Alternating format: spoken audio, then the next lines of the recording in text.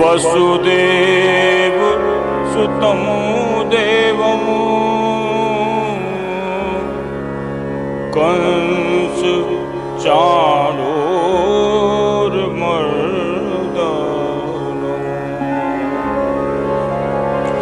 देवकी परमानंदं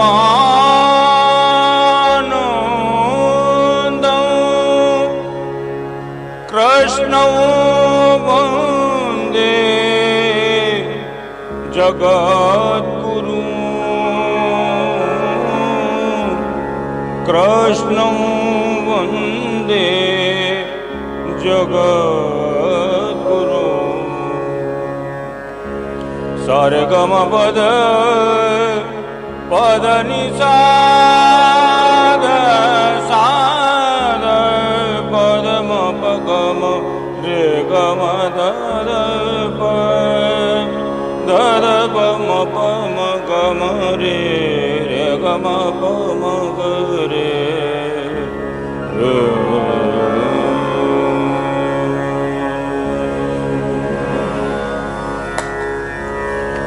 बोलो श्री बालकृष्ण लाल की जय।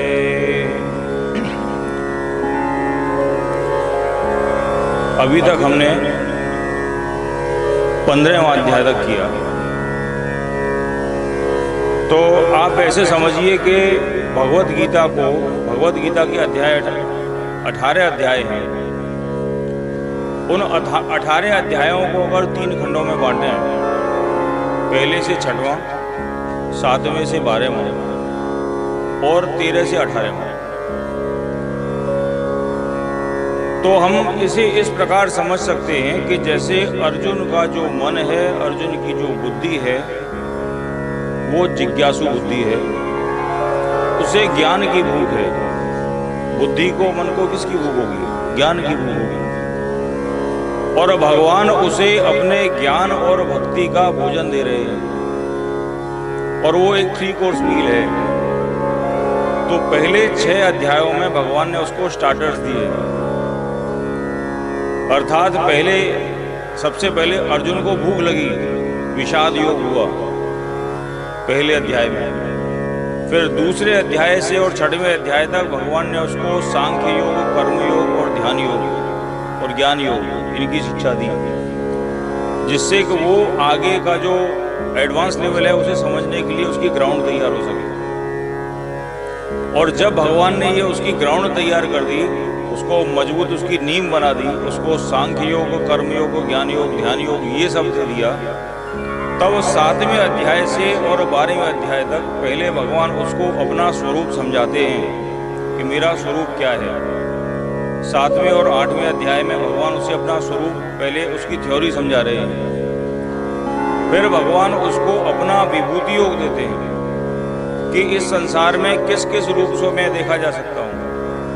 और उसके बाद में भगवान अर्जुन से कह रहे हैं कि इन सब रूपों को देखने की भी आवश्यकता नहीं है, क्योंकि परब्रह्म परमेश्वर मैं समस्त सृष्टि का स्वामी तुम्हारे सामने उपस्थित हूँ, जिसके एक अंश से पूरी पृथ्वी टिकी हुई है, पूरा ब्रह्मांड टिका हुआ है।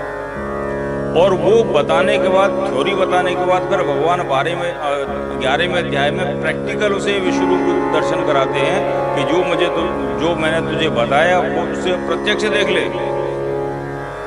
और ये सब दिखाने के बाद फिर सबका सार स्वरूप भगवान भक्ति योग उसको 12वें अध्याय में प्रदान करते हैं।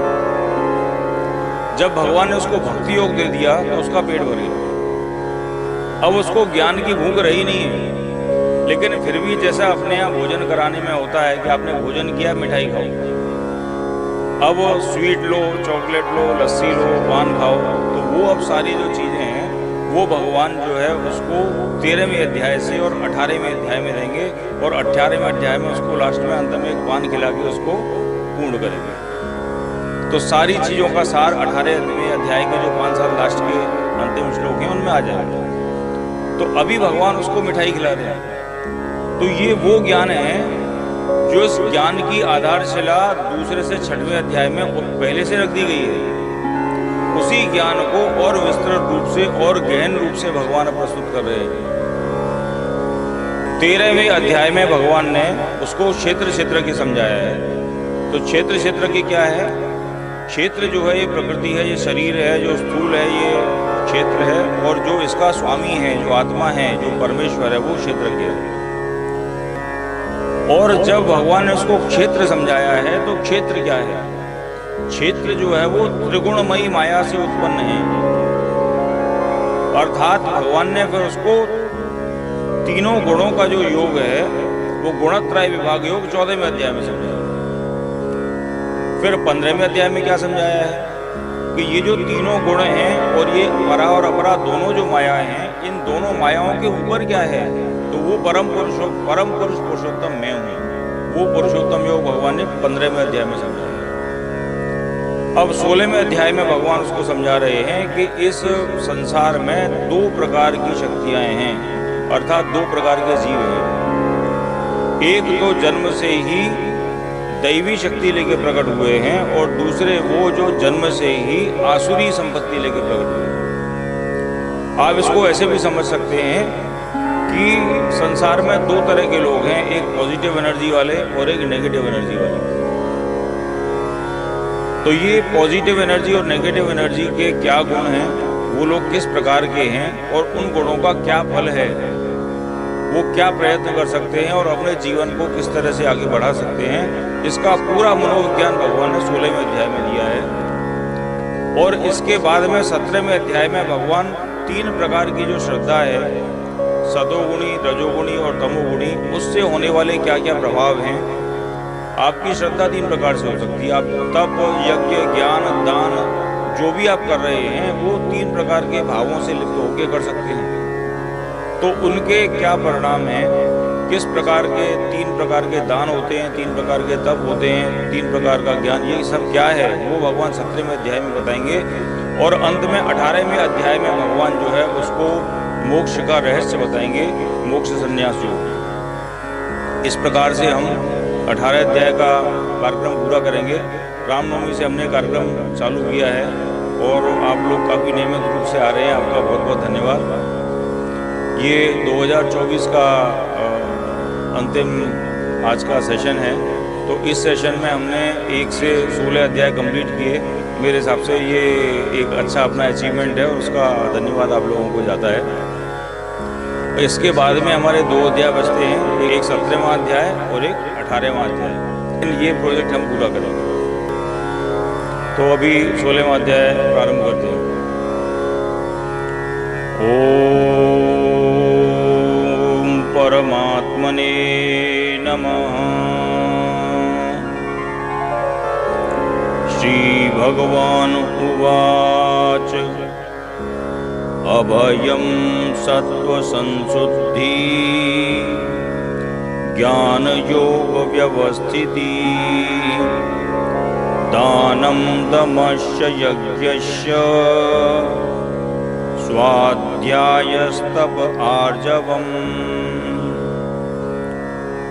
भगवान कह रहे हैं कि जो व्यक्ति, जो जीव, जो पुरुष दैवी शक्ति लेके उत्पन्न हुए हैं, उनके गुण क्या हैं? अभयम अर्थात निर्भय होना। निर्भय होने की अवस्था हमारी कब होती है? जब हमारा समस्त भयों से नाश हो जाए। और भयों से नाश कैसे हो? और भय क्या है? भय उसका है जो विनाशी है, भय उसका है जो मिटने वाला है। क्या मिट सकता है?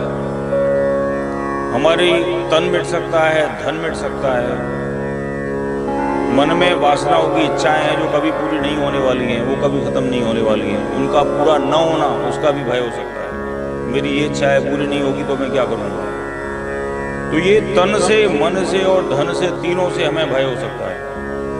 लेकिन भय तो उसका है जो नाशवान है, जो अविनाशी है, उसका क्या भय? तो जो दैवी संपत्ति वाले हैं वो उस अविनाशी में स्थित हैं, उन्हें किसी का भय नहीं है। दूसरी तरह आप ये समझ सकते हैं कि जिसको अहंकार है उसी को भय है, और जिसका अहंकार नाश हो गया है, जिसने स्वयं को शरणागत कर दिया है, जो परमपिता परमेश्वर की शरण में है, उसको किस चीज का भय है? इसके लिए जो दैवी संपत्ति के लोग हैं वो पहले से ही भगवान में स्थित हैं, उनकी शरणागति हो चुकी है, इसके लिए उनको भय नहीं है। लेकिन ये जो शरणागति है एक क्षणिक नहीं हो सकती। ये जो स्थिति भगवान बता रहे हैं ये परमानेंट स्थिति होनी चाहिए। ऐसा नहीं कि एक क्षण के लिए मुझे भय लगा तो मैं अरे भगवान बचाओ, और वो संकट निकला और अरे भगवान तो साइड में, अभी अपना काम देखो। तो ये जो परिस्थिति है, ये मन के जो भाव हैं ये परमानेंट भाव हैं। इन भावों के साथ मनुष्य का जन्म हुआ है। अर्थात हमने गुणत्रय विभाग में देखा कि अलग अलग समय पर अलग अलग गुण मनुष्य के मन में आते हैं। कभी आप में सतोगुण का भाव ज्यादा होता है, तो कभी रजोगुण का, तो कभी तमोगुण का। लेकिन जो आपका स्वभाव है वह मूल रूप से परिवर्तित नहीं होता। अगर आप एक बॉर्न पॉजिटिव हैं तो आप बॉर्न पॉजिटिव ही रहेंगे, अगर बॉर्न नेगेटिव है तो बॉर्न नेगेटिव रहेंगे। लेकिन नेगेटिव से पॉजिटिव होने के लिए आपको प्रयत्न करना पड़ता है। ऐसा नहीं है कि पॉजिटिव लोगों के पास नेगेटिविटी नहीं होती, लेकिन उनमें उससे डील करने की क्षमता होती है, उससे बाहर निकलने की और पॉजिटिव देखने की क्षमता होती है, उसका वो प्रयत्न करते हैं। क्योंकि पॉजिटिव रहने के लिए प्रयत्न करना होता है, नेगेटिव रहने के लिए कोई प्रयत्न आवश्यक नहीं है। आप निष्क्रिय रहेंगे तो अपने आप नेगेटिव हो जाएंगे। दूसरा सिद्धांत गणित का ये है कि नेगेटिव जो है वो पॉजिटिव से पावरफुल होता है। आप नेगेटिव और पॉजिटिव को साथ में गुणा करेंगे तो रिजल्ट में नेगेटिव आएगा। अगर आप नेगेटिव पॉजिटिव को जोड़ेंगे तो पावरफुल नेगेटिव होगा, वो पॉजिटिव को घटा देगा।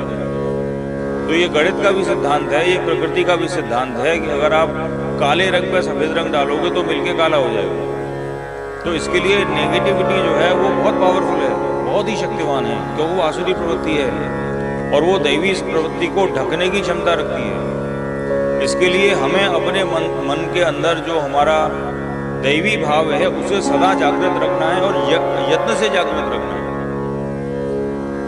क्योंकि नेगेटिविटी को हावी होने में समय नहीं लगता, वो हावी होने के लिए तैयार बैठी है, वो आक्रमण करने के लिए तैयार है, क्योंकि आक्रमण ही उसका स्वभाव है।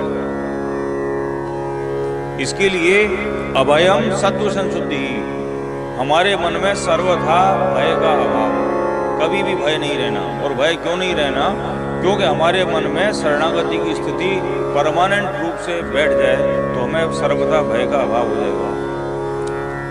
हम जब भी ये सोचेंगे कि ये मैं कर रहा हूँ तो उसका भय रहेगा, और जब हम सोचेंगे ये ईश्वर कर रहा है तो किसका भय रहेगा। मेरे साथ में जो भी होता है, अच्छा बुरा जैसा भी है, सब ईश्वर की इच्छा से है, तो फिर भय किस बात का है। तो जो दैवी मनुष्य हैं उनके मन में भय का सर्वथा नाश हो जाता है, किसी प्रकार का भय नहीं है। वो भले ही मानसिक हो, दैहिक हो, कैसा भी भय हो, कोई भी भय नहीं है। तो ये भगवान दैवी मनुष्यों के गुण बता रहे हैं। सत्व संशुद्धि ही ज्ञान योग व्यवस्थिति, अंतःकरण की शुद्धि। अंतःकरण की शुद्धि क्या है? कपट भावना का त्याग, छल का त्याग। जैसा अंदर है वैसा ही बाहर है, वो अंतःकरण की शुद्धि है। आपके मन में जैसा भी है वही आपके बाहर भी है। जो मुंह में है वो जबान पे है, जो मन में है वही है, वो अंतःकरण की शुद्धि। दूसरों के प्रति द्वंद्व का, द्वेष का, ईर्ष्या का, इन सब नकारात्मक भावों का त्याग कर देना, निंदा आदि का त्याग कर देना, ये मन की शुद्धि है। ज्ञान योग व्यवस्थिति, ज्ञान के लिए योग में दृढ़ स्थिति होना। योग में दृढ़ स्थिति कैसे होगी? जो पतंजलि इत्यादि का योग है उसमें 8 नियम बताए हैं। उसमें यम नियम, आसन, प्राणायाम, प्रत्याहार, धारणा, ध्यान और समाधि, ये जो 8 योग के अंग हैं, उन अंगों का भी भगवान ने यहाँ पे वर्णन कर दिया है। और इंद्रियों का दमन अर्थात संयम, और संयम जो है वो योग का पहला चरण है। यम नियम आसन। अगर आपके मन में संयम नहीं है तो आप योग के लायक ही नहीं हैं, पहली सीढ़ी पे ही फेल हो जाओगे। और संयम क्या है? इंद्रियों का दमन करना, अपने मन के वश में इंद्री और बुद्धि के वश में मन, अर्थात अपनी बुद्धि और मन दोनों को भगवान के चरण में अर्पित कर देना, और भगवत प्रेरणा से, भगवान की शक्ति से जो हम कर रहे हैं वो हो रहा है, ऐसा भाव रखना। तो जब हम निष्काम कर्म करते हैं तो हम योग में आसक्त हो जाते हैं। सात्विक दान, तो यहां पे भगवान सात्विक दान क्यों कह रहे हैं? क्योंकि दान भी 3 प्रकार का होता है, सात्विक, राजसिक और तामसिक। सात्विक दान वो होता है जो हम उचित समय पर उचित व्यक्ति को, जिसको जो दान देना चाहिए वो दान दें, और उस दान के बदले में कोई उपकार की भावना नहीं रखें कि हमें ये प्रत्युपकार करेगा, मैं इसे दान दूंगा तो मेरा ये फायदा होगा, मुझे लौट के ये मिलेगा, या मैं सिर्फ उन्हीं लोगों को दान दूं जो मेरे भाई भतीजे हैं, मेरी बहन बेटी हैं। तो ऐसा जो दान है जो स्वार्थ के वशीभूत, अहंकार के वशीभूत या परोपकार की इच्छा से मेरा प्रत्युपकार हो, इस इच्छा से, प्रतिफल की इच्छा से दान किया जाए, वो सात्विक दान नहीं है। दीयते अनुपकारिणे, भगवान अगले अध्याय में 17वें अध्याय में बताएंगे कि सात्विक दान कौन सा है, राजसी दान कौन सा है, तामसी दान कौन सा है। तो जिन मनुष्यों के मन में सात्विक दान की भावना है वो दैवी पुरुष हैं। इंद्रियों का दमन, इस इंद्रियों के दमन पे हम दूसरे अध्याय से और अब तक के जो 16 तक अध्याय हैं इसमें लगातार बढ़ते आ रहे हैं। इंद्रियों का दमन ही प्रमुख है। अगर इंद्रियों का दमन नहीं हुआ तो आप प्रवाह में बह जाओगे। तो ऐसा नहीं है कि इंद्रियों का उपभोग नहीं करना है, इंद्रियों का उपभोग करना है, क्योंकि इंद्रियों के उपभोग के बिना शरीर चलेगा नहीं। भूख लगेगी तो खाना खाना पड़ेगा, नींद आएगी तो सोना पड़ेगा। तो इंद्रियों का उपभोग करना है, लेकिन तेन त्यक्तेन भुंजीता, इस संसार में जो कुछ भी साधन है उन सबका भोग करो, लेकिन उनका भोग त्याग के समान करो। अर्थात आप ये समझ के भोग करो कि ये शरीर का धर्म है, इसके लिए मैं उसका भोग कर रहा हूँ। उसमें आसक्ति रख के और सिर्फ खाने के लिए जी रहा हूँ ऐसा नहीं है। जीने के लिए खा रहा हूँ वो सही है, लेकिन खाने के लिए जी रहा हूँ तो वो इंद्रिय उसमें लग जाएगी, उसमें आसक्ति आपकी लग जाएगी, उसका आपको फिर फल भोगना पड़ेगा। इसके लिए इंद्रियों का दमन, यज्ञ यज्ञस्य दानम दमस्य यज्ञस्य स्वाध्यायस तप आर्जवम। तो यज्ञ क्या है? यज्ञ के बारे में अगर भगवत गीता की दृष्टि से अगर देखें तो भगवान ने निष्काम कर्म को यज्ञ बताया है। जब हम अपने कर्तव्य कर्म करते हैं, तीसरे चौथे अध्याय में भगवान कह रहे हैं कि कर्म क्या है, तो जो शास्त्रोक्त विधि से किया हुआ कर्तव्य कर्म है वही यज्ञ है। तो जो मनुष्य निष्काम भाव से अपना कर्तव्य कर्म, जो शास्त्र में लिखित जो कर्तव्य कर्म है, वो जब मनुष्य करता है तो वो दैवी पुरुष है। स्वाध्याय, अभी जो हम यहाँ बैठ के भगवत गीता का सत्संग कर रहे हैं, ये स्वाध्याय है। तो अपने ज्ञान के लिए हम जो शास्त्रों का अध्ययन करते हैं, जिससे हमें कर्तव्य का ज्ञान होता है, अध्यात्म का ज्ञान होता है, जिसमें हमें भगवत प्राप्ति का ज्ञान मिलता है, ऐसा जो स्वाध्याय है वो दैवी पुरुषों का गुण है। अगर आप में दैवी गुण नहीं है तो आप यहाँ नहीं बैठते। और जो आसुरी प्रवृत्ति के लोग हैं वो अभी संडे है, सो रहे हैं। तो ये दैवी और आसुरी प्रवृत्ति के लोग हैं। आपने बाकी के 50 काम छोड़े, लेकिन फिर भी आप 11 बजे यहाँ पे समय के हिसाब से सत्संग के लिए आए, ये आपका दैवी गुण है। स्वाध्याय और तप क्या है? भगवान ने अभी अभी यज्ञ बताया, तो यज्ञ एक कर्म है। और वो अगर आपको कर्म करना है या स्वाध्याय करना है तो आपको कष्ट उठाना पड़ेगा। सुबह सुबह उठ के जल्दी तैयार होकर आपको भागना पड़ेगा। अगर आपको कर्तव्य पालन करना है, रोज ऑफिस जाना है, आपको घर चलाना है, तो आपको कष्ट उठाना पड़ेगा। निष्क्रियता से आप कोई भी कर्म पूरा नहीं कर सकते। इसके लिए जो आपका धर्म है, जो आपका कर्म है, उसको कष्ट उठाकर भी पूरा करना, यही तप है। तप के भी 3 प्रकार भगवान ने 17वें अध्याय में बताए हैं कि तप भी 3 प्रकार का है। कौन कौन सा? राजसी तप, तामसी तप और सात्विक तप। और पहले के अध्याय में भगवान ने बताया है कि तप उन लोगों का सिद्ध होता है जो युक्ताहार विहारस्य, युक्त चेष्टस्य कर्मसु, युक्त स्वप्नावबोधस्य, उन लोगों का जो योग है वो सिद्ध होता है। अर्थात जो लोग समय समय पर उचित मात्रा में भोजन का, नींद का, विहार का, सबका उपयोग करते हैं, उनका तप सिद्ध होता है। भगवान ने कभी ये नहीं कहा कि आप हठ योग करो, जंगल में जाके बैठ जाओ, धूप में बैठो, पानी में डूबो, ये सब भगवान नहीं कह रहे हैं। भगवान ने जो मार्ग बताया है योग का, वो श्रेयस्कर, भगवान ने दोनों मार्ग बताए। भगवान कह रहे हैं कि एक हठ योग है और एक निष्काम कर्म योग है। तो भगवान युक्ताहार विहार से, भगवान वो कह रहे हैं कि उचित मात्रा में आप आहार विहार करोगे तो उनका योग सिद्ध होता है। लेकिन कर्तव्य पालन के लिए कष्ट सहना, ये भी एक तप है। और शरीर, मन और वाणी की सरलता, आर्जवम, अर्थात चीजों को सरलता से लेना और सरलता से कहना, सरलता से करना। जटिलता का अभाव, जो आप चाहते हैं वो आप वैसा का वैसा ही कह दो। सीधी सीधी बात कर, घुमा फिरा के क्यों करना? ये जो सादगी है, ये जो सरलता है, ये एक दैवी गुण है।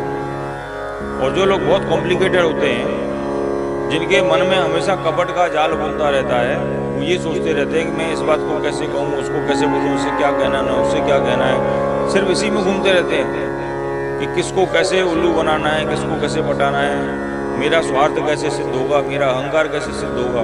और उसके लिए वो कपट का जाल बुनते रहते हैं। वो लोग सरल नहीं होते, वो सीधी बात नहीं करते, वो हमेशा घुमा फिरा के कहते हैं। वो उनका प्लान कुछ और होगा और करना कुछ और होगा, बोलना कुछ और होगा। एक मनोवैज्ञानिक ने पुस्तक लिखी थी, गेम्स पीपल प्ले, काफ़ी फेमस बुक है और मैनेजमेंट में काफ़ी पढ़ाई जाती है। गेम्स पीपल प्ले अर्थात लोगों के मन में उनकी जो इच्छा है वो कुछ और रहती है, मंशा कुछ और रहती है, इंटेंशन कुछ और होती है, मुंह पे कुछ और होता है और रिजल्ट कुछ और ही होता है।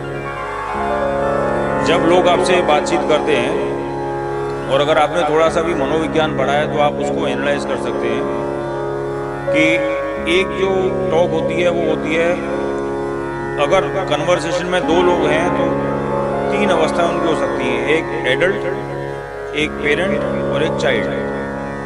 दूसरी साइड में एडल्ट, पेरेंट और चाइल्ड। तो अगर पेरेंट टू चाइल्ड की बात होगी तो वो अलग ढंग से होगी, मैच्योर नहीं होगी। Adult to adult, child to child बात होगी तो कभी बात बनेगी नहीं। इसके लिए जो एडल्ट टू एडल्ट बात होगी उसी में कुछ सार निकलेगा। इसके लिए कम्युनिकेशन में समझाया जाता है, आप सब लोग कम्युनिकेशन के विद्वान हैं, लीडर हैं, आपने बहुत सारे मैनेजमेंट के कोर्स किए होंगे, आपको पता होगा।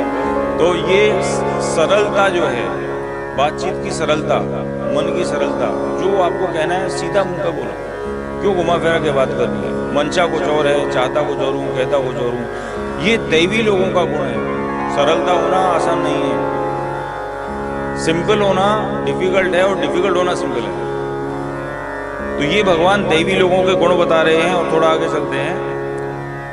अहिंसा सत्यम क्रोध त्याग शांतिरपैशुनम दया भूतेषु अलोलुप्त्वम् मार्दवम धीरचापलम। अहिंसा, अहिंसा से बड़ा कोई धर्म नहीं है। सबसे बड़ा धर्म अहिंसा है। और ऐसा नहीं है कि अहिंसा सिर्फ शरीर से होती है, अहिंसा वाणी से भी होती है, हिंसा वाणी से भी हो सकती है।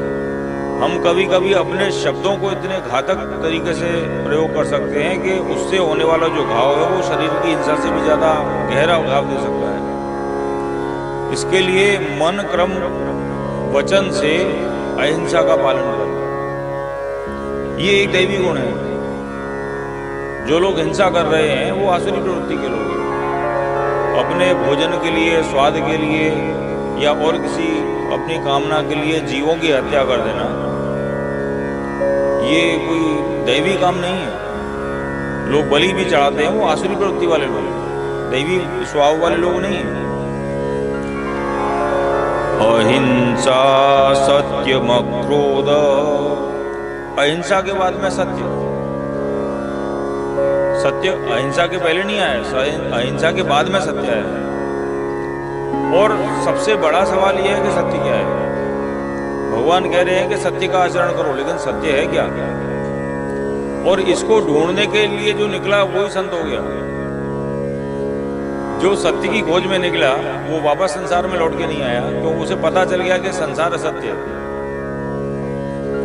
तो सत्य का जो आचरण है वो उसका वर्णन करना बड़ा मुश्किल है। सत्य क्या है यही वर्णन करना मुश्किल है,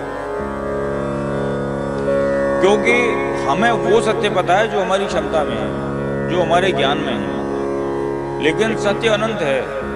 इस संसार में क्या क्या सत्य है और क्या क्या सत्य नहीं है ये हमारी क्षमता के परे है। हम सिर्फ उसी को सत्य मानते हैं जिसे हम जानते हैं, लेकिन सत्य तो उसके भी परे है। हमें सत्य लगता है कि सूर्य है, चंद्र है, पृथ्वी है, ये सब सत्य है, लेकिन हो सकता है ये भी सत्य नहीं हो। पता नहीं कितने सूर्य हो, पता नहीं कितनी पृथ्वी हो, और पता नहीं इस सूर्य का भी कोई अंत हो, पता नहीं सूर्य का भी कोई आदि हो, जो हमें नहीं पता। तो ये एक मनोविज्ञान है, इसमें हम बहुत गहरे जा सकते हैं। सत्य की खोज करना आसान नहीं है कि क्या सत्य है, लेकिन हमारे जो नित्य प्रति का जो हमारा दैनिक आचरण है उसमें अगर हमें आचरण की शुद्धता रखनी है तो कम से कम हम इतना सत्य का पालन कर सकते हैं कि हमारी जानकारी में जितना सत्य है उतना ही सत्य बोलें। और इसमें ऐसा भी आता है कि कोई ज़रूरी नहीं है कि जो हर सत्य आपको पता है वो आप बोल ही दें। और तीसरी बात यह कि आप सत्य को भी किस तरह से बोल रहे हो ये महत्वपूर्ण है।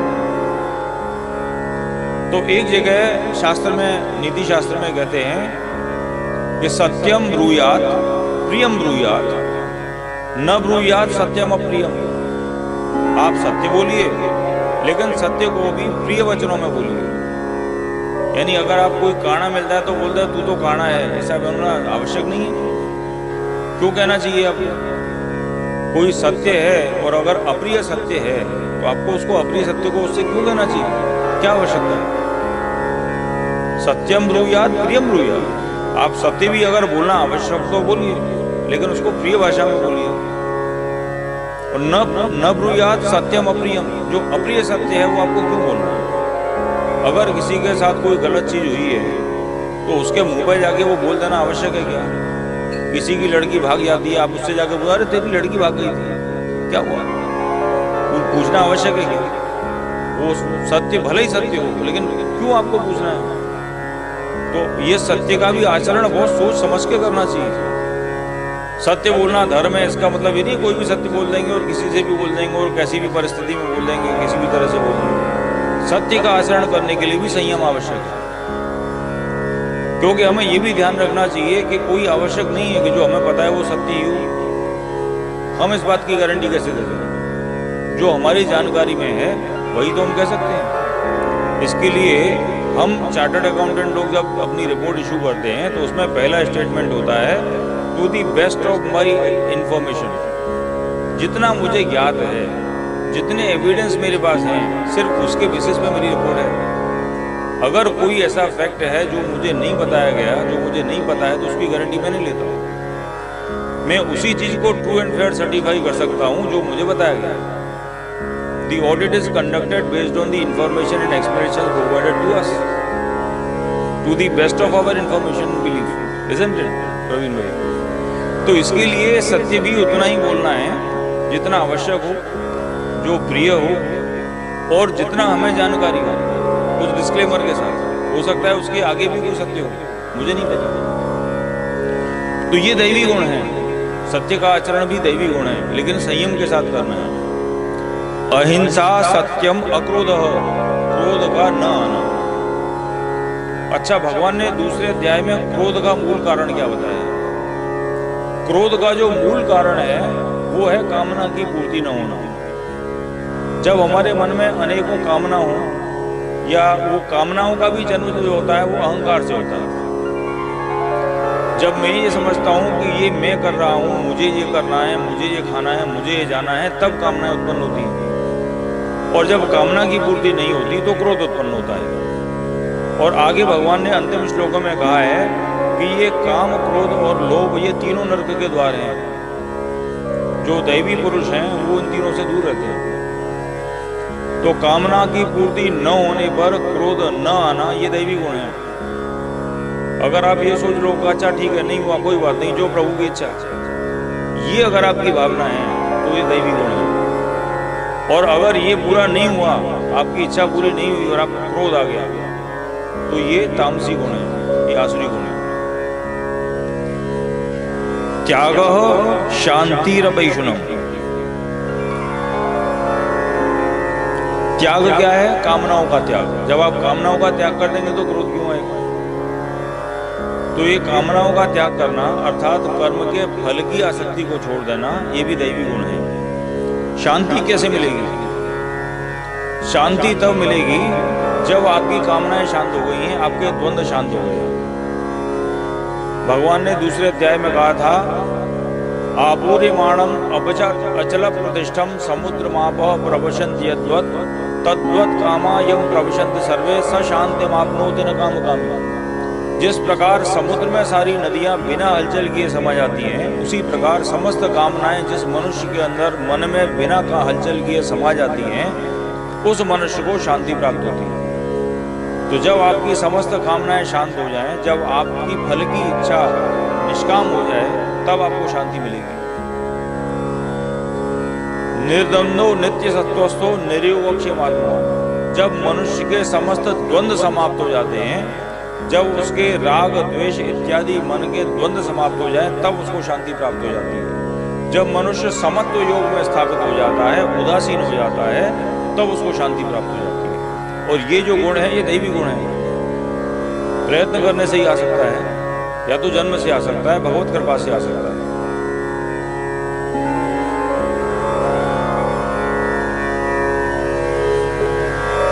चुगली न करना, अपैशुनम। दूसरों की चुगली करना। चुगली हम क्यों करते हैं? हमारे मन में असुरक्षा की भावना हो, जलन हो, ईर्ष्या हो, द्वेष हो, तो हम चुगली करेंगे। चुगली करेंगे तो चुगली के साथ निंदा भी करेंगे, बुराई करेंगे दूसरों की। और ये चुगली जो है और बुराई और निंदा करना जो है, ये रामचरितमानस में सबसे बड़ा महापाप बताया। रामचरितमानस के उत्तरकांड में गरुड़ जी ने काकभूषण जी से 7 प्रश्न किए और उनसे पूछे कि मन के विकार क्या हैं और सबसे बड़े पाप क्या हैं और संतों के लक्षण क्या हैं। तो काकभूषण जी ने उनको बताया है कि संसार में सबसे बड़ा जो पाप है वो निंदा करना है, चुगली करना है। इससे बड़ा कोई पाप नहीं है और परोपकार से बड़ा कोई धर्म नहीं है। अहिंसा और परोपकार, इनसे बड़ा कोई धर्म नहीं है और निंदा से बड़ा कोई पाप नहीं है, क्योंकि इससे अनेकों मनोविकारों को जन्म मिलता है। निंदा करना बहुत ही बड़ा पाप है, छोटा मोटा पाप नहीं है। और लोग दूसरों के व्यक्तियों की तो निंदा छोड़ो, लोग अपने गुरु की, अपने माता पिता की, अपने ईश्वर तक की निंदा कर लेते हैं और निंदा में बड़ा रस आता है। और जब 2 निंदा करने वाले लोग साथ में मिल जाएं तो वो रस तो एकदम उनको परमानंद की प्राप्ति करा देता है। निंदा जैसा रस तो किसी चीज में नहीं है। भोजन में, व्यंजन में, शराब में उतना रस नहीं है जितना निंदा में रस है। इतना भयंकर निंदा की अगर आदत पड़ जाए तो ये बड़ी तगड़ी आसुरी प्रवृत्ति है, भयंकर आसुरी प्रवृत्ति है। ये आपकी समस्त जो पॉजिटिव शक्ति है उसको नष्ट कर देगी। कोई भी संत दूसरे की अगर निंदा करने वाला है तो संत नहीं है। इसके लिए जो निंदा न करना है ये एक दैवी स्वभाव है। किसी की भी निंदा नहीं करनी, जो जैसा है उसको उसके हाल पर छोड़ दो। हमें क्या जरूरत पड़ी किसी की निंदा करने की, क्योंकि इस संसार में हर व्यक्ति अपने अपने स्वभाव से, अपने अपने प्रारब्ध से, अपने अपने कर्म से फल भोगने के लिए आया है। जो जैसा है वो उसकी वजह से है। हम क्यों उसके बीच में टांग फंसाएं, हम क्यों उसकी निंदा करें। और ये गुण जो है ये दैवी गुण है। दया करना, भूतेषु अलोलुप्तम मार्दवम धीर चापलम, प्राणियों पर दया करना, ये मानवीय गुणों में से। ये शाम न विद्या न तपो न दानम ज्ञानम न शीलम न गुणो न धर्म ते मृत्युलोके भोगे भारभूता मनुष्य रूपेण मृगाशरन्ति। जिन लोगों में कुछ मानवीय गुण नहीं होते वो पशु के समान है। दया धर्म का मूल है, धर्म का मूल दया है। अगर दया नहीं है मनुष्य के अंदर तो कैसा मनुष्य, वो दैवी पुरुष नहीं हो सकता।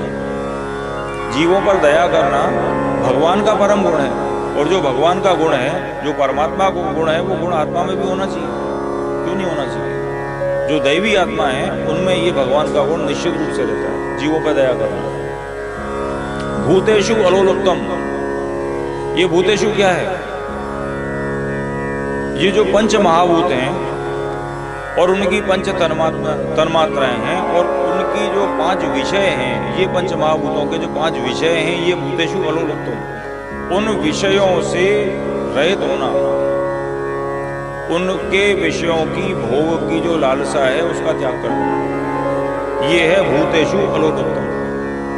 जब इंद्रियों के 5 विषयों को भोगने की इच्छा नहीं हो, उनमें आसक्ति मेरी समाप्त हो जाए, सिर्फ धर्म के लिए ही मैं उनका भोग करूं, शरीर का धर्म हो या कैसा भी धर्म हो, जब मेरी उनकी भोग करने की आसक्ति नहीं हो तो वो दैवी गुण है। मार्दवम धीर चापलम, अंतःकरण की कोमलता, कोमल चित अति दीन दयाला, कारण बिन रघुनाथ कृपाला। भगवान का एक गुण है कि भगवान बड़े ही कोमल स्वभाव के हैं। अगर भगवान के प्रति आप अपराध भी कर दें तो क्षमा मांगने पर भगवान परम दीन दयाल हैं, आपको क्षमा करने वाले। भगवान बदला लेने वाले लोग नहीं है, नेगेटिविटी नहीं है, क्योंकि भगवान सर्वशक्तिमान है। उनके सामने किसकी शक्ति है? कौन टिकने वाला है? तो जो बलवान है वही क्षमावान है, वही दयावान है। दया करना कमजोरी नहीं है, दया करना ही बल है। जिस पे बल है वही दया करेगा, जो निर्बल है वो क्या दया करेगा? तो बलवान होना, दयावान होना, ये ईश्वर का गुण है। इसके लिए जो दैवी जीव हैं उनमें भी दया का गुण होना आवश्यक है। मन की कोमलता होना ये ईश्वरीय गुण है। कठोरता होना इसका विपरीत है। जो आसुरी लोग हैं वो कठोर मन के हैं। जिस प्रकार आजकल कितना देखने में आ रहा है कि लोग फेसबुक पर सुसाइड कर रहे हैं और हो सकता है कुछ लोग उसको लाइक भी कर रहे हैं। ये आसुरी गुण है कि मन कितना कठोर हो जाता है। हम रोड पे जाते हैं, देखते हैं किसी का एक्सीडेंट हो गया, कोई बड़ा है, तो सहायता करने की बजाय लोग उसका वीडियो बना रहे हैं। ये आसुरी गुण है। मन कोमल नहीं है, कठोर है। कोई भूखा तड़प रहा है, हम उसको देख रहे हैं, मजा आ रहा है, ये कठोरता है। किसी को सहायता की जरूरत है लेकिन हमारे पास समय नहीं है, हमारे पास कोई संसाधन होते हुए भी हम नहीं दे सकते, ये कठोरता है। लेकिन दूसरों की सहायता करना, दूसरों के प्रति सहानुभूति रखना, दूसरों के दुख से दुखी होना, ये मन की कोमलता है और ये दैवी गुण है। और इसके विपरीत जो है वो आसुरी गुण है। ह्रीर चापलम, तो ह्री शब्द किस लिए आया है? ह्री शब्द का मतलब है जो कर्म नहीं करना चाहिए उसको करने में शर्म आना कि मैं ऐसा क्यों करूं, मेरी इज्जत कहाँ जाएगी, गलत काम क्यों करूं, गलत काम करने से बचना, गलत काम करने में शर्म आना, लज्जा होना, मैं ऐसा काम अधर्म नहीं कर सकता, अधर्म करूंगा तो मेरा क्या होगा। तो ये है री। और अचापलम, अचापलम का मतलब है मन में चपलता का अभाव, अर्थात जो मन के भाव हैं वो टेम्परेरी नहीं है, वो परमानेंट है। अगर दया का भाव है तो ऐसा नहीं है कि सब क्षणिक दया है, सिर्फ आज दया है और कल नहीं है। एक जीव पे दया है और दूसरे पे हिंसा है। तो ये जो भाव हैं ये परमानेंट होने चाहिए और मन में चपलता नहीं। एक क्षण में कुछ और सोचा, दूसरे क्षण में कुछ और सोचा, अभी कुछ और बोला, अभी कुछ और बोला। आप इसको समस्त गुणों से आप देख सकते हैं। अगर आप मेरे साथ बैठे हैं तो मेरी प्रशंसा और दूसरे की बुराई, पर इनके साथ बैठे हैं तो मेरी बुराई और इनकी प्रशंसा। ये चपलता है, मन की चपलता है। इसी चपलता क्यों रखनी? आप स्थिर बुद्धि क्यों नहीं हो सकते? भगवान ने स्थिर बुद्धि होने के भी गुण दूसरे अध्याय में बताए। और अर्जुन ने पूछे कि ये स्थिर बुद्धि कौन होता है? तो जब मनुष्य के द्वंद्व समाप्त हो जाएं, जब वो हानि लाभ जीवन मरण सुख दुख दोष गुण इन सबसे ऊपर उठ जाता है, तब वो स्थिर बुद्धि होता है। मन की चपलता समाप्त हो जाती है।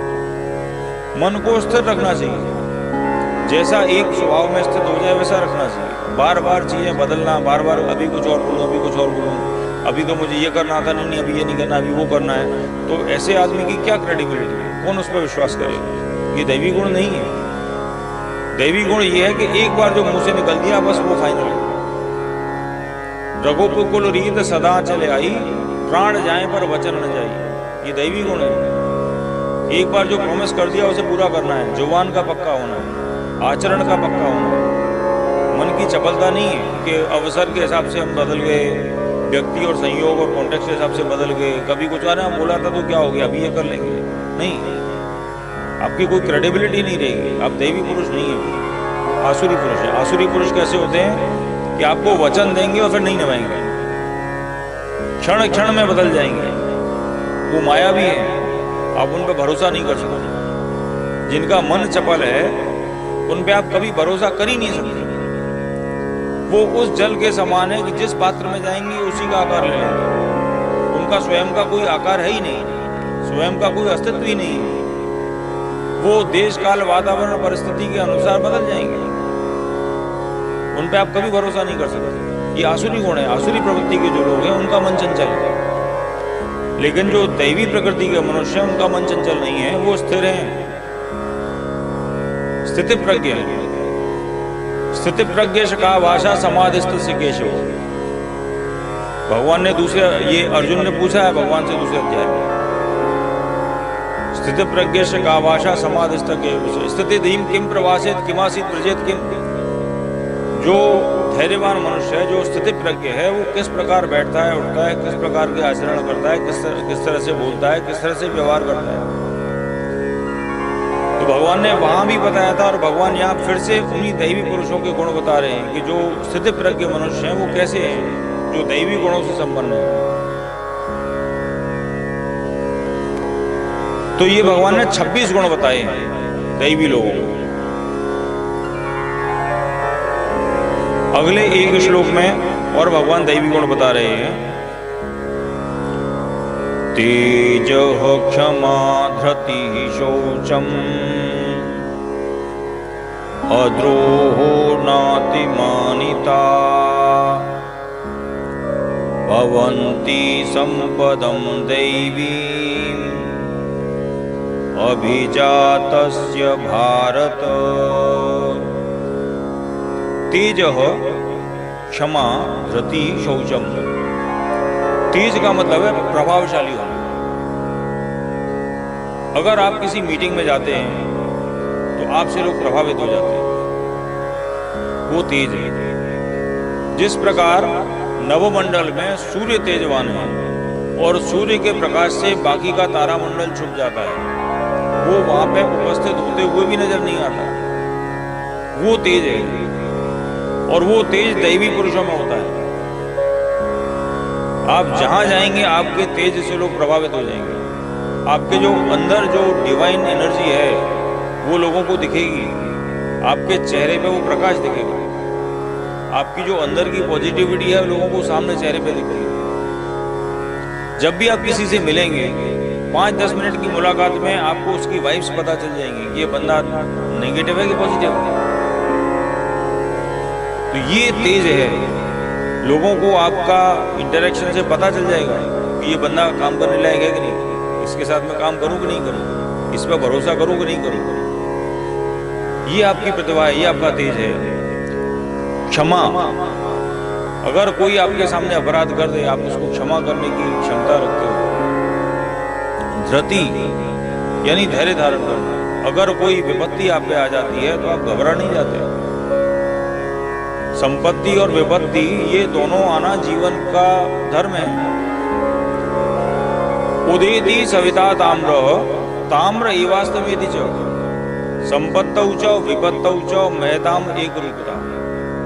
अर्थात जिस प्रकार से सूर्य उदय होता हुआ और अस्त होता हुआ दोनों स्थिति में लाल रंग से सुशोभित होता है, उसकी लालिमा पूरे नवमंडल में छाई रहती है, उसी प्रकार से संपत्ति और विपत्ति दोनों समय में जो महापुरुष होते हैं उनका स्वरूप एक जैसा रहता है। आप सूर्य को उदय होते हुए देख लो, आप सूर्य को अस्त होते हुए देख लो, उसका स्वरूप एक जैसा मिलेगा। इसके लिए जो महापुरुष हैं वो विपत्ति आने से घबराते नहीं हैं, वो धैर्य धारण करते हैं। शौचम अद्रोहो नातिमानिता। शौचम क्या है? अर्थात शरीर की शुद्धि, ये है शौचम। कोई नहाता ही नहीं। ठंड का मौसम है, 4 दिन वैसे ही बिना नहा ही निकल गए। नहाता भी है तो 3 बजे, दोपहर को 2 बजे सो के उठ रहे हैं, नहा रहे हैं, दांत नहीं रगड़ रहे हैं, शरीर की शुद्धि नहीं है। तो अगर शरीर शुद्ध नहीं रहेगा तो आपका मन कैसे शुद्ध होगा? मन में आसुरी प्रवृत्ति छा जाएगी। इसके लिए शरीर की शुद्धि आवश्यक है। अद्रोह, किसी से भी द्रोह न मानने वाला। कुछ लोग होते हैं जो अकारण लोगों से दुश्मनी मान लेते हैं। जैसे अगर उसने तरक्की की है तो उसकी तरक्की देख के जल के मैं उसको अपना दुश्मन मान लूं। अकारण, कोई मेरा दुश्मनी नहीं है फिर भी अकारण। तेज क्षमा धृति शौचम अद्रोहो नातिमानिता और न अतिमानिता, अर्थात दूसरों से जबरदस्ती मान की कामना न करना। तुमने मेरा अपमान कर दिया है ना, मेरा तुमने सम्मान नहीं किया, मुझे बड़ा नहीं बनाया, मुझे बड़े सिंहासन पर नहीं बैठाया, मुझे तुमने ये नहीं दिया, मुझे तुमने वो नहीं किया, तो कामना क्यों रखनी है मन? अपना अहंकार पूर्ण करने के लिए मैं जबरदस्ती दूसरों से सम्मान की कामना करूं, ये आसुरी प्रवृत्ति है। मैं बड़ा हूं, मेरा सम्मान किया जाए, मैं समाज में समृद्ध हूं, मेरा ऐसा होना चाहिए, मेरा वैसा होना चाहिए, ये आसुरी प्रवृत्ति है। और जब मुझे अपने सम्मान की कोई कामना नहीं हो, मैं मान और सम्मान में समान रूप से व्यवहार करूं, वो दैवी शक्ति है। भवन्ति संपदम दैवीम अभिजातस्य भारत। तो हे अर्जुन, ये जो मैंने 26 प्रकार की आपको गुण बताए हैं, ये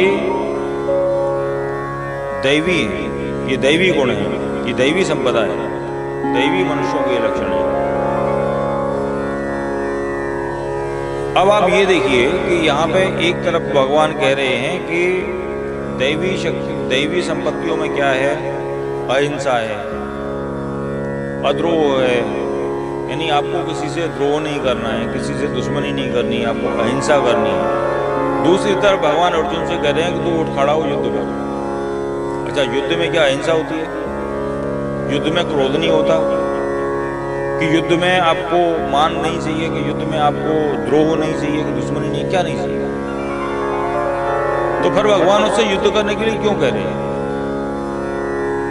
तो भगवान उससे युद्ध करने के लिए इसलिए कह रहे हैं कि ये युद्ध तेरा युद्ध नहीं है, ये तेरी कोई व्यक्तिगत दुश्मनी नहीं है, ये युद्ध तू अपनी कामना पूर्ति के लिए मत कर, ये युद्ध तू धर्म की स्थापना के लिए कर। धर्म संस्थापनार्थाय संभवामि युगे युगे, मेरा अवतार धर्म की स्थापना के लिए हुआ है, और मेरी इच्छा से, मेरे बल से, मेरी प्रेरणा से तू सिर्फ निमित्त है। मैं चाहता हूं कि इसका श्रेय तुझे मिले। और ऐसा भी नहीं है कि युद्ध करोगे तो सिर्फ विजय ही मिलती है। युद्ध करने के दोनों फल हो सकते हैं। हतो वा प्राप्यसे स्वर्गम जित्वा वा मोक्षसे महीम्। अगर इस युद्ध में तू मारा गया तो स्वर्ग मिलेगा, और अगर विजय प्राप्त हुई तो तुझे राज्य भोगने को मिलेगा। लेकिन अगर इस युद्ध से भाग गया तो वो दुर्दशा होगी जो कई जन्मों तक तू नरक में बढ़ेगा, और इस लोक में और परलोक में कहीं तुझे सुख नहीं मिलेगा। इसके लिए युद्ध करने के अलावा तेरे पास दूसरा कोई ऑप्शन नहीं है, दूसरा कोई चारा नहीं है। तो भगवान ने उसको दैवी संपत्तियां बताई हैं, और फिर भगवान ने कहा है कि अर्जुन तू चिंता मत कर, क्योंकि तू दैवी शक्तियों के साथ पैदा हुआ है, तू मेरा भक्त है, तू कोई साधारण व्यक्ति नहीं है, तू मेरा अंश है। भगवान ने जब अपनी विभूति बताई है तो कहा है कि पांडवों में अर्जुन में हूं। तो भगवान की विभूति अर्जुन है। पूर्व जन्म में भी जब भगवान ने नर नारायण का अवतार लिया था, तब उसमें जो नर का रूप था वो अर्जुन का था। तो अर्जुन भी नारायण का अंश है। अर्जुन कोई मामूली चीज नहीं है। अर्जुन बड़ा परम भक्त है, भगवान का विशेष भक्त है। और अर्जुन जिज्ञासु भक्त है। भगवान ने 4 प्रकार के भक्त बताए हैं। आर्तो जिज्ञासुरर्थाति ज्ञानी च भरतर्षभ। तो 4 प्रकार के भक्तों में अर्जुन जो है वो जिज्ञासु है, और अर्जुन की जिज्ञासा का लाभ पूरे विश्व को मिला है। तो ये जिज्ञासा भी परमार्थ के लिए है। तो भगवान आगे कह रहे हैं कि दंभो दर्पोभिमानस्य क्रोधः पारुष्यमेव च अज्ञानम चाभिजातस्य पार्थ संपदम आसुरी। आसुरी शक्तियों की जो संपत्ति है, जो आसुरी संपदा है, वो क्या है? दंभो दर्पोभिमानस्य क्रोधः पारुष्यमेव च अज्ञानम चाभिजातस्य पार्थ संपदम आसुरी। दंभ करना, घमंड करना और अभिमान करना, ये 3 बात भगवान ने अलग अलग क्यों बताई? दंभ, दर्प और अभिमान। तो इनमें कोई अंतर होगा तब तो भगवान ने 3 अलग अलग शब्द प्रयोग किए, नहीं तो लोग इन तीनों चीजों को एक ही जैसा समझ लेते हैं। तो भगवान ने 3 शब्द अलग अलग क्यों प्रयोग किए? तो दंभ क्या है? दंभ का मतलब है आडंबर, अर्थात जो हम हैं नहीं वो दिखाना, और जो नहीं है वो हाँ। तो दंभ का मतलब है कि पाखंड, अंदर से मैं आसुर हूं और बाहर से दैव हूं। जैसे आपको देखने में आता हो, कुछ एक बाबा लोग हैं जो ऊपर से बहुत भगवदीय हैं और अंदर से एकदम पाखंडी है। तो कुछ लोग होते हैं दिखाते कुछ और हैं, होते कुछ और हैं। ये है दंभ, अर्थात अपने अहंकार की पूर्ति के लिए, अपने स्वार्थ की पूर्ति के लिए दूसरे चीजों को, मतलब अपने अहंकार और स्वार्थ की पूर्ति के लिए जो मैं नहीं हूं वो दिखाना, और जो हूं वो नहीं दिखाना, ये दंभ है। आडंबर करना, पाखंड करना, ये दंभ है। दर्प क्या है?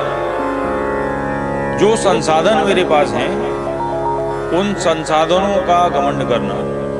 जैसे मेरे पास बहुत बड़ा घर है, गाड़ी है, मैं खूबसूरत हूँ, ये सब चीजें जो है मेरे पास बहुत संसाधन हैं, ये इन संसाधनों का दर्प करना, ये दर्प है। और अभिमान क्या है?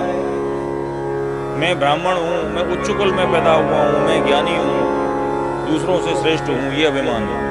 मैं श्रेष्ठ हूँ, दूसरे श्रेष्ठ नहीं है, मेरे जैसा कोई नहीं है, ये अभिमान है। तो भगवान कह रहे हैं कि जो तीनों भाव हैं, दंभो दर्पो विमानस्य क्रोध पारुष्यमेव च, ये तीन भाव और क्रोध, और ये सब आपस में एक दूसरे से संबंधित है। जब आपका दंभ दर्प अभिमान कहीं खंडित होगा तो आपको क्रोध आएगा। और पारुष्य भाव क्या है? पारुष्य भाव है कठोरता। जैसा हमने मन की कोमलता का भाव दैवी लोगों में देखा है, तो कोमलता के विपरीत है कठोरता।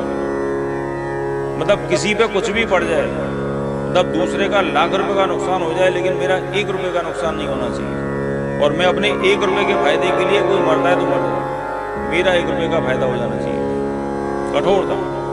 मेरा स्वार्थ सिद्ध हो जाए, दूसरे पर जो पड़े वो भोगे, मुझे क्या दूसरे से, मेरा स्वार्थ सिद्ध हो, मेरा अहंकार सिद्ध हो। मेरा अहंकार सिद्ध होने के लिए मैं किसी की बलि भी चढ़ा दूंगा, लेकिन मेरा अहंकार सिद्ध हो, ये है कठोरता। दूसरों के प्रति दया न होना, मन में कोमलता नहीं होना, सरलता का न होना, अर्थात जो दैवीय शक्ति है उनके ठीक विपरीत भाव होना, यह आसुरी शक्ति है। अज्ञानम, अज्ञान क्या है?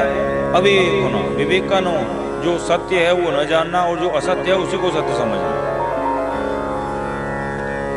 अज्ञानम चाभिजातस्य पार्थ संपदम आसुरी।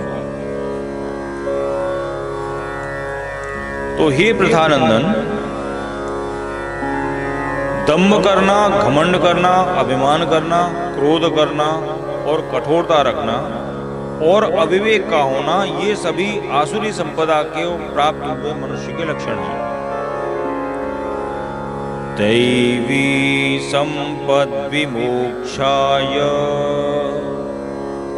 निबंधाय सुरीमता मा शुचः संपदं दैवीम् अभिजातोऽसि पांडव। तो इनका परिणाम क्या होता है अर्जुन? कि जो दैवी संपत्ति वाले लोग हैं वो मुक्ति के योग्य हैं, और जो आसुरी संपत्ति के जो मनुष्य हैं वो बंधनकारी हैं। जो दैवी मनुष्य हैं वो प्रयत्न करने से मुक्ति को प्राप्त कर सकते हैं, मुक्ति के मार्ग पे आगे बढ़ सकते हैं। और जो आसुरी प्रवृत्ति के लोग हैं वो इस संसार में बार बार घूम के आते रहते हैं और अनेक जन्मों में अनेक योनियों को, मूढ़ योनियों को, नीच योनियों को प्राप्त होते हैं और इस कर्म के और जन्म के बंधन में फंसे रहते हैं। तो इसके लिए मां शुचः, तुम ज्यादा मत सोचो अर्जुन, तुम इस बारे में मत सोचो, तुम्हें सोचने की आवश्यकता नहीं है, क्योंकि संपदम दैवीम अभिजातो से पांडव। हे पांडव, हे पांडु पुत्र अर्जुन, तुम चिंता मत करो, क्योंकि तुम दैवी शक्तियों को लेके पैदा हुए हो। और भगवान ने ये मां शुचः शब्द जो है ये 2 बार प्रयोग किया है। पहली बार एक यहाँ किया है और दूसरी बार 18वें अध्याय में किया है। सर्वधर्मान